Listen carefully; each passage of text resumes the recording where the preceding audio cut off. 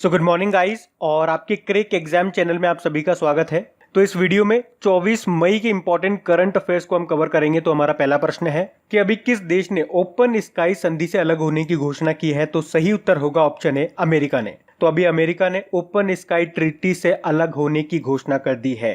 पहले तो मैं आपको ये बता दूं कि इस ट्रीटी को वैसे मार्च 1992 में साइन किया गया था। इसमें टोटल 34 देश हैं। भारत इसका मेंबर नहीं है, ये भी याद रखना है। अब इसमें होता क्या है, तो इसके जो सदस्य देश हैं वो एक दूसरे के यहाँ पे हवाई मार्ग से यानी कि एरोप्लेन वगैरह से मॉनिटरिंग करना चाहते हैं कि कोई सैन्य गतिविधियां चल रही है कि नहीं है। वो आराम से कर सकते हैं, उनको कोई रोक टोक नहीं होगा। पर अब अमेरिका ने इस संधि से बाहर होने का फैसला ले लिया है। क्यों? क्योंकि उसका कहना है कि रशिया नियमों का उल्लंघन कर रहा है, ऐसा अमेरिका का कहना है। अब बात अमेरिका की है तो ये रहा मैप में अमेरिका। कैपिटल क्या है इसकी? वॉशिंगटन डीसी है। प्रेसिडेंट हैं डोनाल्ड ट्रंप। कौन से नंबर के हैं? तो 45वें नंबर के हैं। और ये किस पार्टी से हैं? ये रिपब्लिक पार्टी से हैं, जिसका चुनाव चिन्ह है हाथी। और इनकी पत्नी का नाम है मेलानिया ट्रंप। और मेलानिया ट्रंप के ऊपर अभी एक बुक लिखी गई थी। बुक का नाम था the art of her deal, the untold story of Melania Trump. किसने लिखी थी? मेरी जॉर्डन ने लिखी थी। और अभी आपको याद होगा विश्व के सबसे बड़े और सबसे गर्म ढाल ज्वालामुखी, जिसे इंग्लिश में कहते हैं शील्ड वॉल्केनो, इसकी भी खोज की गई थी अमेरिका में, जिसका नाम क्या है? पुहाहोनु।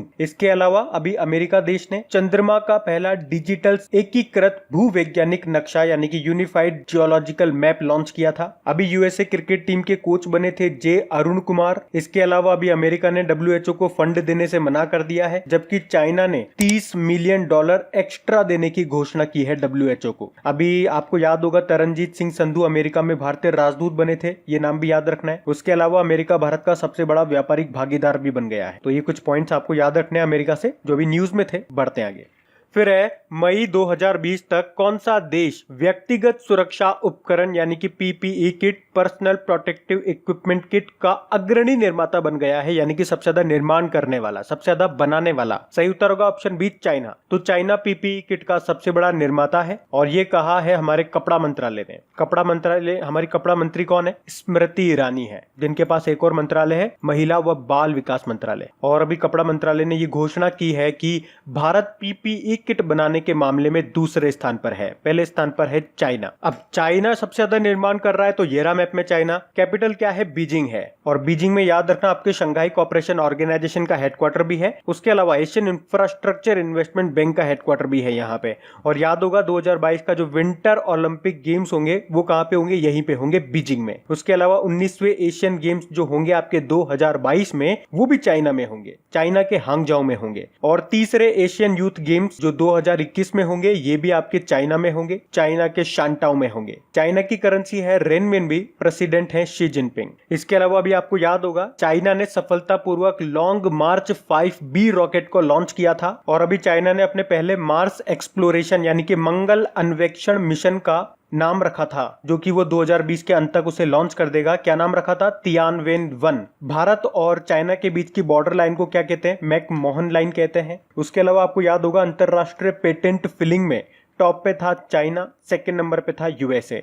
अभी चाइना ने अपनी डिजिटल करेंसी को भी लॉन्च किया था। क्या नाम है उसका? DCEP यानी कि डिजिटल करेंसी इलेक्ट्रॉनिक पेमेंट। तो ये पॉइंट ध्यान रखना। बढ़ते आगे। अच्छा गाइज, अगर आप लोग मंथली वाला वीडियो देखते हैं, फर्स्ट वाला पार्ट इस महीने का अपलोड हो चुका था। सेकंड वाला जो पार्ट है आज इवनिंग में अपलोड हो जाएगा, शाम को 6 बजे। तो अगर आप उसका वेट कर रहे हैं तो शाम को 6 बजे तैयार रहिएगा। और साथ में उसका क्विज भी अपलोड हो जाएगा अपनी क्रेक एग्जाम एप्लीकेशंस पे। तो वीडियो देखने के बाद आप उसका क्विज लगा लेना, ताकि आपकी अच्छे से प्रैक्टिस हो जाए। और गाइज, अगर वीडियोस आपको अच्छे लग रहे हैं, मेरी मेहनत अच्छी लग रही है और ये वाकई अगर आपके लिए हेल्पफुल है, तो प्लीज वीडियो को शेयर जरूर किया कीजिए। अगर इन वीडियोस से आपकी हेल्प होती है तो आप लोग मेरी हेल्प जरूर करें इन वीडियोस को लाइक और शेयर करके, ताकि इन वीडियोस को कंटिन्यू रखने में मुझे भी आपका सपोर्ट मिल सके। तो प्लीज इसे लाइक और शेयर जरूर करना। और अगर आप में से कोई इस वीडियो को फर्स्ट टाइम देख रहा है तो इस चैनल को आप सब्सक्राइब कर लीजिए। और सब्सक्राइब करने के बाद में पास में जो बेल आइकन आएगा उसे आप दबाना बिल्कुल मत भूलिएगा, क्योंकि आपको वीडियोस के नोटिफिकेशन तभी मिलेंगे जब आप बेल आइकन को प्रेस करोगे। तो चलिए अब बढ़ते हैं आगे।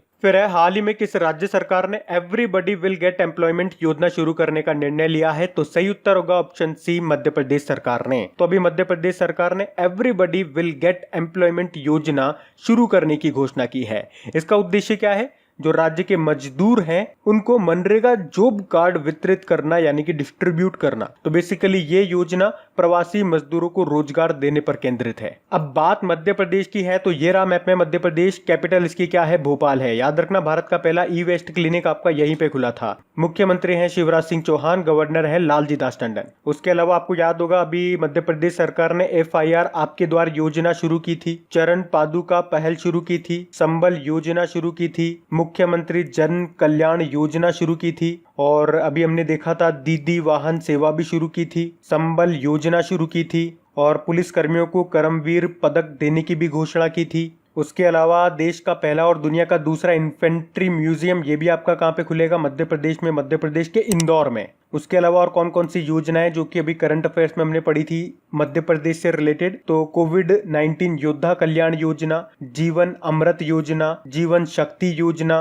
उसके अलावा मिड डे मील राशन देने वाला पहला राज्य बना था मध्य प्रदेश। रेडियो स्कूल भी शुरू किया था इसने, संजीवनी वाहन शुरू किए थे, नमस्ते ओरछा महोत्सव मनाया गया था यहाँ पे। उसके अलावा याद रखना मध्य भारत का पहला मेगा फूड पार्क भी आपका है मध्य प्रदेश के देवास में। कुछ अगर नेशनल पार्क्स में आपको याद दिलाऊं, जैसे कि बांधवगढ़ नेशनल पार्क, ये रॉयल बंगाल टाइगर की बड़ी आबादी के लिए जाना जाता है। उसके अलावा कान्हा नेशनल पार्क है यहाँ पे, पन्ना नेशनल पार्क है, सतपुड़ा नेशनल पार्क है, माधव नेशनल पार्क हो गया, पेंच नेशनल पार्क है और वन विहार नेशनल पार्क है। उसके अलावा एक और याद रखना संजय नेशनल पार्क। इसके अलावा साथ में मैं आपको बताता हूँ एक संजय गांधी नेशनल पार्क भी है जो आपका महाराष्ट्र में है और संजय नेशनल पार्क ये आपका है मध्य प्रदेश में। तो ये सारे इंपॉर्टेंट पॉइंट्स मैंने आपको बता दिए जिन कारण से मध्य प्रदेश अभी न्यूज में था। बढ़ते हैं आगे। फिर हाल ही में किस देश ने 3 दिनों के लिए राष्ट्रीय ध्वज को आधा फहराए जाने की घोषणा की है? तो सही उत्तर होगा ऑप्शन डी, अमेरिका ने। अच्छा, ऐसा क्यों? तो अभी कोविड-19 के कारण अमेरिका में मृतकों की संख्या 95,000 के पार चली गई है। तो उन सभी लोगों के सम्मान में प्रेसिडेंट डोनाल्ड ट्रंप ने राष्ट्रीय ध्वज को अगले 3 दिनों तक आधा झुकाने का आदेश दे दिया है और हर साल 25 मई को मेमोरियल दिवस के मौके पर इसे आधा फहराया जाएगा, ऐसा बोल दिया है। अच्छा, ये जो अमेरिका का झंडा है ना, इसका भी नाम है। नाम क्या है इसका? देखो, इसके 2-3 नाम है। स्टार्स एंड ट्राइब्स इसे बोला जाता है, स्टार स्पेंगल्ड बैनर इसे कहा जाता है, या ओल्ड ग्लोरी, ज्यादातर इसे ओल्ड ग्लोरी के नाम से जाना जाता है। अच्छा, यहाँ से अमेरिका से एक और पॉइंट मैं आपको बताता हूँ। अभी अमेरिका की एक फार्मास्यूटिकल कंपनी है मॉडर्ना, MODERNA, मॉडर्ना। इसने कोविड-19 के लिए mRNA 1273 टीके का सफल परीक्षण कर लिया है। तो ये पॉइंट भी आप ध्यान रखना। बाकी अमेरिका के बारे में हम पीछे पढ़ चुके हैं, तो बढ़ते हैं आगे। फिर हाल ही में वोडाफोन समूह ने नए अध्यक्ष के रूप में किसे नियुक्त किया है? तो सही उत्तर होगा option A, Jean Francois van Boxmeer. तो अभी वोडाफोन ग्रुप ने हाइकेन के CEO Jean Francois van Boxmeer को अपना नया अध्यक्ष यानी कि चेयरमैन के पद पर नियुक्त किया है। ये नवंबर से अपना पद संभालेंगे। अच्छा, वोडाफोन से अभी आपको कुछ याद आया? अभी चाइनीज जो स्मार्टफोन कंपनी है ओप्पो, उसने वोडाफोन के साथ दुनिया में 5G अपनाने को बढ़ावा देने के लिए घोषणा की थी। बाकी नाम आप पढ़ लीजिए, जैसे कि शिवदास मीणा अभी केंद्रीय प्रदूषण नियंत्रण बोर्ड के नए अध्यक्ष बने, मनोज आहूजा CBSE के नए अध्यक्ष बने और डैरेन टैंग अभी वर्ल्ड इंटेलेक्चुअल प्रॉपर्टी ऑर्गेनाइजेशन के नए अध्यक्ष बने थे। तो ये नाम इंपॉर्टेंट रखना, सारे करंट अफेयर्स के हैं ये। बढ़ते हैं आगे। फिर हाल ही में फिक्की लेडीज ऑर्गेनाइजेशन के राष्ट्रीय अध्यक्ष के रूप में किसे नियुक्त किया गया है? तो सही उत्तर होगा ऑप्शन सी, जाह्नवी फूकन को। यह आसाम की उद्यमी है यानी कि बिजनेसमैन है जाह्नवी फूकन और इन्हीं को फिक्की की महिला संगठन राष्ट्रीय अध्यक्ष चुना गया है।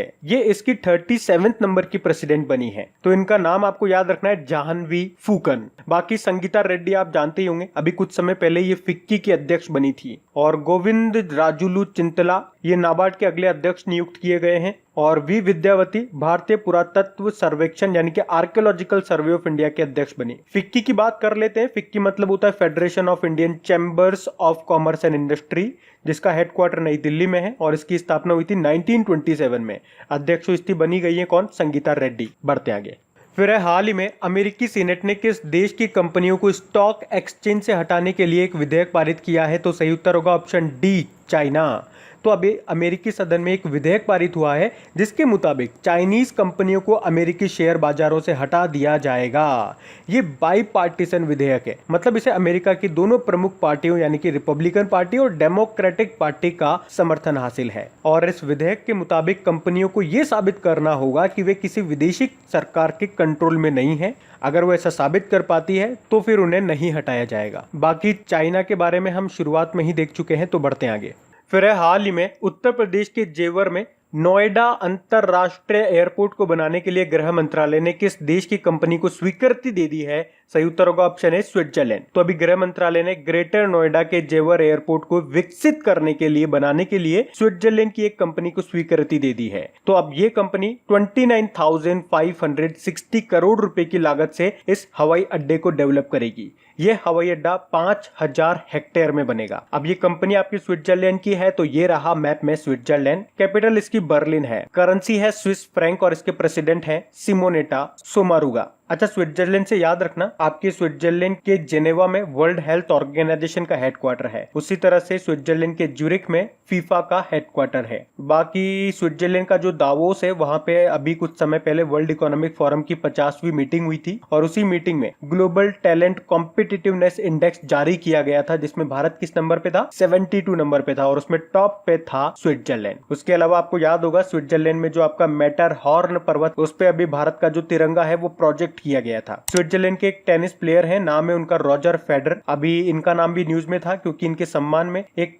20 फ्रैंक का कॉइन जारी किया गया था और इस तरह से ये स्विट्जरलैंड के पहले जीवित व्यक्ति बने ये सम्मान पाने वाले। तो ये पॉइंट्स ध्यान रखना। बढ़ते हैं आगे। फिर हाल ही में जम्मू कश्मीर लोक सेवा आयोग के अध्यक्ष किसे नियुक्त किया गया है? तो सही उत्तर होगा ऑप्शन ए BR शर्मा को। BR शर्मा का पूरा नाम हो गया ब्रजराज शर्मा। तो अभी जम्मू कश्मीर के जो हमारे पहले लेफ्टिनेंट गवर्नर हैं गिरीश चंद्र मुर्मू, उन्होंने ब्रजराज शर्मा को जम्मू कश्मीर लोक सेवा आयोग का चेयरमैन नियुक्त किया है। तो ये नाम आपको याद रखना है। बाकी TS तिरुमूर्ति आप जानते ही होंगे, यूनाइटेड नेशन में भारत के स्थायी प्रतिनिधि यानी कि परमानेंट रिप्रेजेंटेटिव बने थे। राजेश गोयल ये नारेडको NAREDCO यानी कि national real estate development council के डायरेक्टर जनरल बने थे। और अभी अरविंद कुमार शर्मा MSME सचिव बने थे। MSME मतलब माइक्रो स्मॉल मीडियम एंटरप्राइजेस। और इसके मंत्री कौन है वैसे? नितिन गडकरी जी एंड इनका निर्वाचन क्षेत्र है नागपुर। अब यहाँ पे बात हुई है जम्मू कश्मीर की, तो जम्मू कश्मीर के बारे में जान लीजिए। ये रहा मैप में जम्मू कश्मीर। हमने कहा इसके पहले लेफ्टिनेंट गवर्नर का नाम आपको याद रखना है, क्या है? गिरीश चंद्र मुर्मू है। और हमेशा इनके साथ एक और नाम मैं आपको बताता हूँ लिंक करके, गिरीश चंद्र चतुर्वेदी का। ये अभी नेशनल स्टॉक एक्सचेंज के अध्यक्ष बने थे। तो दोनों का नाम मिलता जुलता है, इसलिए मैं आपको बताता हूँ, आप कंफ्यूज मत हो जाना। और अभी आपको याद होगा जम्मू कश्मीर की कश्मीरी केसर को GI टैग मिला था। उसी के साथ जम्मू कश्मीर में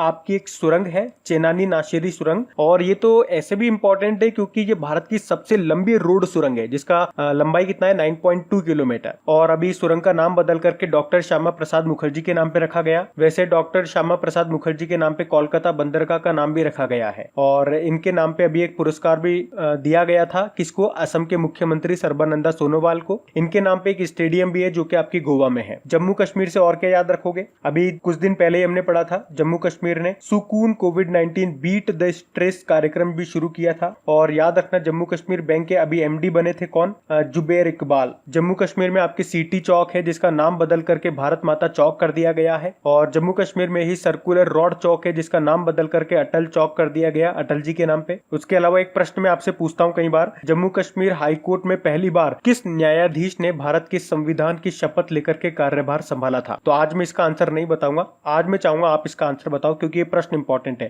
क्वेश्चन फिर से सुनो, जम्मू कश्मीर हाईकोर्ट में पहली बार किसी न्यायाधीश ने भारत के संविधान की शपथ लेकर के अपना कार्यभार संभाला था, उनका नाम आपको बताना है। वैसे जम्मू कश्मीर हाईकोर्ट की जो चीफ जस्टिस है उनका नाम मैं आपको बता देता हूँ, गीता मित्तल है। और ये जम्मू कश्मीर हाईकोर्ट की पहली महिला चीफ जस्टिस है। तो ये आप याद रखना। बढ़ते हैं आगे।